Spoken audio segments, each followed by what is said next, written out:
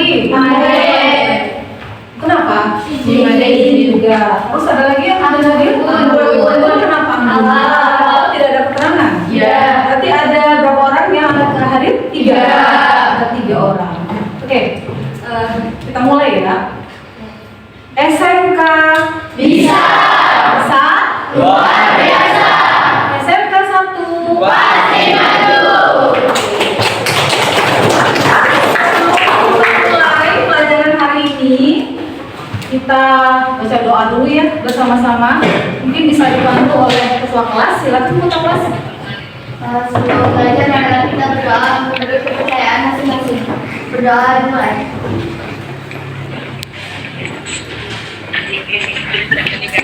Berdoa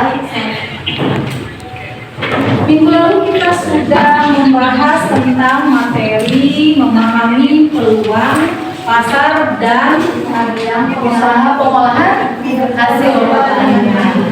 Nah, ada yang bisa jawab? Silakan tunjuk tangan ya. Ada yang tahu nih? Tempe itu apa sih? Ya, kabar.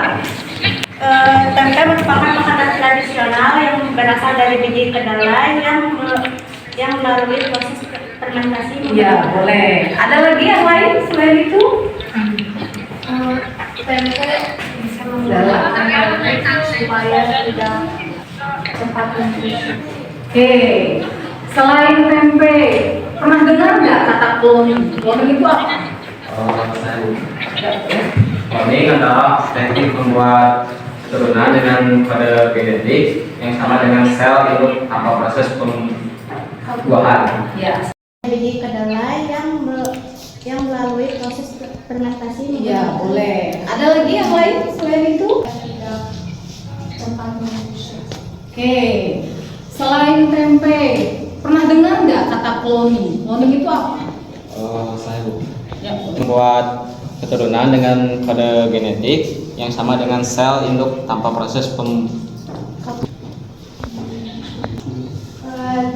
adalah teknik membuat keturunan dengan kode genetik yang sama dengan sel induknya tanpa proses pembuatan. Ya, dari hasil jawaban yang telah kalian ungkapkan tadi, ini masuk ke materi hari ini. Baik, coba kalian perhatikan. Materi hari ini tentang bioteknologi pengolahan hasil pertanian dalam bidang pangan.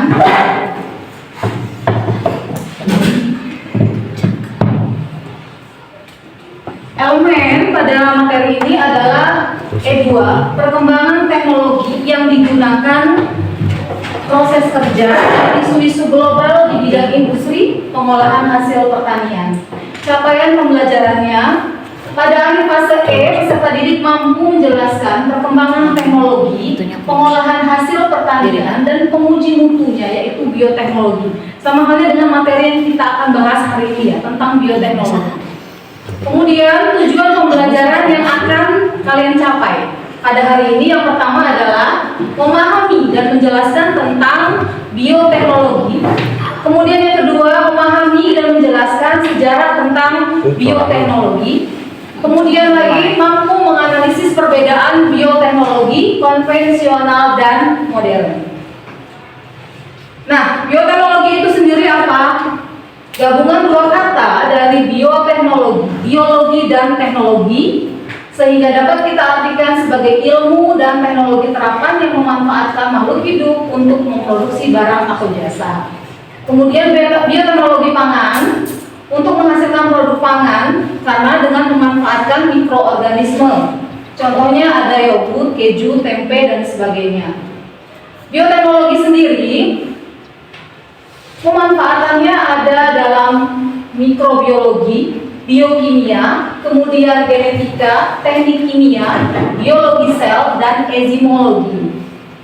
Bioteknologi ada bioteknologi konvensional, bioteknologi yang memanfaatkan mikroorganisme untuk memproduksi alkohol, asam asetat, gula, atau bahan makanan. Kemudian bioteknologi pertanian ada hidroponik dan aeroponik. Kemudian bioteknologi modern ada rekayasa genetika, bioteknologi bidang pertanian, dan bioteknologi di bidang kedokteran. Rekayasa genetika itu sendiri dalam biologi ada proses menghasilkan individu yang sama atau populasi. Secara genetika dalam bioteknologi kloning merujuk pada berbagai usaha yang dilakukan pada manusia. Nah, untuk lebih jelasnya lagi, Ibu minta kalian menyimak video yang akan Ibu tampilkan. Kemudian kalian nanti bisa merumuskan hasil video tersebut, ya. Pengetahuan, umumnya pasti terdapat tokoh-tokoh penting yang berperan besar di dalam perkembangan ilmu tersebut. Contohnya ada Gregor G. Mendel. Ia dikenal sebagai Bapak Genetika, atau Charles Darwin, yang dikenal sebagai Bapak Teori Evolusi. Nah sob, ternyata dalam bioteknologi ada Louis Pasteur. Ini karena Louis Pasteur merupakan tokoh yang pertama kali memperlihatkan bahwa mikroorganisme dapat melakukan fermentasi. Nah, seperti yang kita tahu bahwa fermentasi merupakan salah satu prinsip dari bioteknologi ya. Namun sob, jauh sebelum Louis Pasteur memperlihatkan bahwa mikroorganisme dapat melakukan fermentasi, masyarakat terdahulu juga telah menerapkan prinsip dari bioteknologi dalam kehidupannya. Nah, itu artinya bioteknologi sudah diterapkan sejak zaman dulu dan masih berkembang hingga saat ini. Nah sob, secara umum, perkembangan bioteknologi dibagi menjadi 3 periode, yaitu periode bioteknologi tradisional, periode bioteknologi ilmiah, dan periode bioteknologi modern.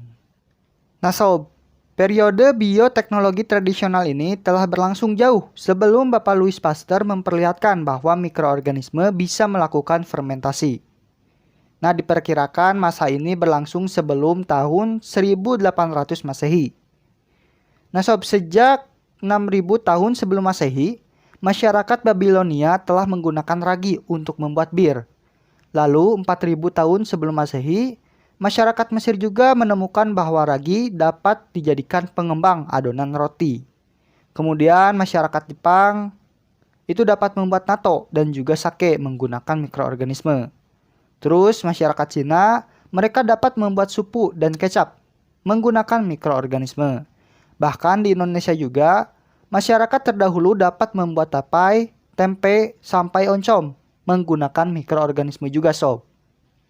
Nah, periode bioteknologi tradisional ini dicirikan dengan pemanfaatan atau penggunaan mikroba untuk pembuatan atau pengawetan makanan dan juga minuman sob. Nah, karena zaman terus berkembang, bioteknologi pun berkembang. Di sini manusia mulai menyadari bahwa fermentasi tidak berlangsung dengan sendirinya. Oleh karena itu, rasa ingin tahu itu muncul dari para ilmuwan yang mendorong ilmuwan untuk melakukan penelitian menggunakan prinsip-prinsip ilmiah sob. Sehingga muncullah periode bioteknologi ilmiah. Periode ini berlangsung sekitar 1800 Masehi sampai pertengahan abad 19. Periode ini ditandai dengan munculnya penelitian dari berbagai bidang. Di antaranya, pada tahun 1856 sampai 1865, Gregor Mendel mengawali penelitiannya tentang genetika, yang pada akhirnya menemukan hukum pewarisan sifat dari induk ke keturunannya. Pada tahun 1860 sampai 1870-an ditemukan mikroba dalam makanan dan juga minuman oleh Louis Pasteur, yang dimana merupakan awal perkembangan di bidang mikrobiologi. Terus pada tahun 1897 ditemukan enzim dari ekstrak ragi, yang dimana dapat mengubah gula menjadi alkohol. Nah, penemuan ini ditemukan oleh Edward Buchner. Kemudian pada tahun 1919, ini mulai digunakanlah kata bioteknologi oleh Carly Erke. Pada tahun 1928, itu ditemukan zat antibiotik, yaitu penisilin, oleh Alexander Fleming. Terus pada tahun 1944, dimulailah produksi penisilin dalam jumlah yang besar.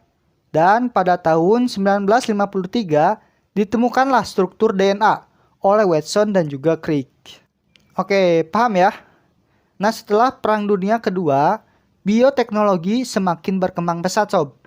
Bioteknologi memasuki babak baru, yaitu periode bioteknologi modern. Nah, periode bioteknologi modern ini berkembang atas hasil penelitian ilmiah dan upaya untuk menghasilkan produk secara efektif dan juga efisien. Periode bioteknologi modern ini diawali dengan perkembangan pesat di bidang genetika sob. Pada tahun 1970, Doxius da Boyer menemukan adanya enzim endonukleose retriksi. Nah, adanya enzim ini memungkinkan kita untuk memotong dan juga menyisipkan DNA, yang dimana saat ini kita kenal dengan teknik DNA rekombinan. Terus pada tahun 1976 dihasilkan antibodi monoklonal. Kemudian pada tahun 1982 diproduksi hormon insulin menggunakan teknik rekayasa genetika. Kemudian pada tahun 1990 sampai 2003, proyek genom manusia atau Human Genome Project itu dimulai dan juga berhasil dilakukan. Hingga genom manusia dapat dipetakan secara utuh sob. Nah terus hingga saat ini bioteknologi masih terus berkembang sob. Nah jadi itu ya gambaran singkat sejarah bioteknologi dari dulu hingga saat ini. Nah mungkin hanya itu ya pemaparan materi di video pembelajaran kali ini. Semoga apa yang saya sampaikan bisa dicerna, berfungsi, dan hidup buat Sobat Biota semua. Kenapa? Karena fermentasi itu dapat mengubah sifat substrat dan senyawa kompleks menjadi senyawa yang lebih sederhana. Selain itu bisa menghasilkan asam dan gas. Nah, fermentasi ini nanti bisa digunakan untuk pengawetan secara alami karena dengan adanya tambahan mikroorganisme seperti ragi dan bakteri, nah itu dapat mengubah gula atau pati menjadi alkohol dan asam. Biasanya kalau makanan dengan fermentasi akan memiliki rasa yang kuat dan berkenyalan. Nah, dari hasil video yang sudah kalian lihat tadi, supaya lebih mendalami lagi bagaimana kalian bisa menganalisis bioteknologi konvensional dan modern, Ibu akan membagi kalian anggota kelompok. Cuma mungkin ada yang 3 anak yang tidak berangkat ya, jadi mungkin ada isinya hanya 5 atau mungkin 4. Nah nanti Ibu akan membagikan LKPD. Kalian silakan mengisi LKPD ini dengan teman-teman kelompoknya secara berdiskusi, mengisi tentang masalah yang ada di LKPD.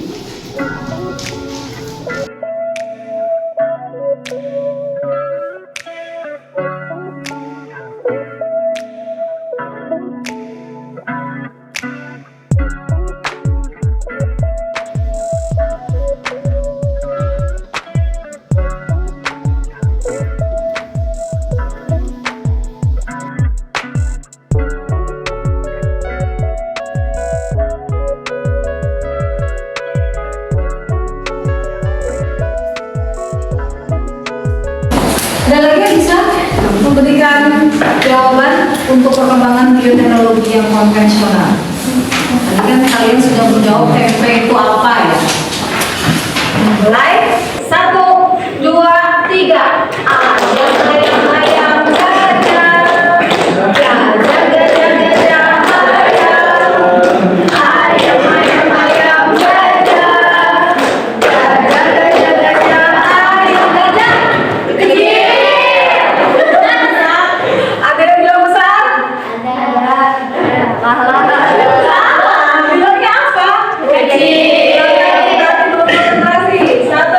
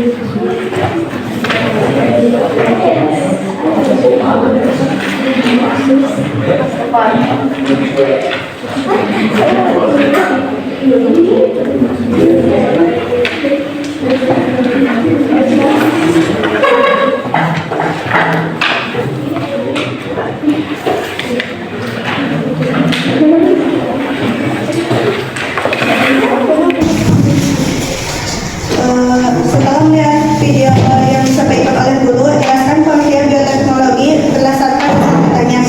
Bioteknologi adalah gabungan dua kata yakni bio dan teknologi, sehingga dapat kita artikan sebagai ilmu dan teknologi terapan yang memanfaatkan makhluk hidup untuk memproduksi barang atau jasa yang dapat dimanfaatkan oleh manusia. Nomor 2.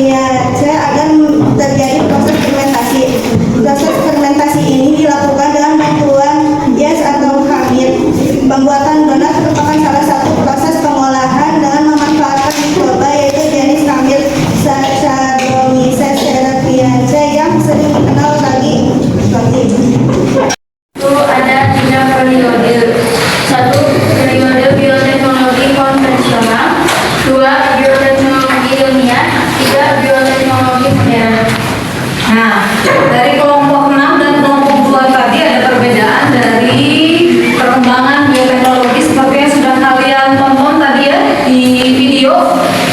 Yang sebenarnya ada berapa perkembangannya kemarin pada saat kalian ngomong di video tadi? Perkembangannya ada berapa? Ada 3 ya. Yang pertama perkembangan tradisional atau konvensional, yang kedua itu ilmiah, dan yang ketiga modern. Bisa disebutkan apa saja yang dikeluarkan pada perkembangan ilmiah?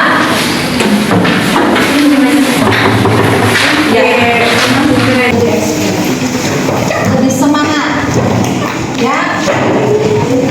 Oke, ketua kelas lagi memimpin doa, silakan. Mari kita berdoa terlebih dahulu menurut kepercayaan masing-masing. Berdoa dimulai. Selesai. Kita tutup. Assalamualaikum warahmatullahi wabarakatuh.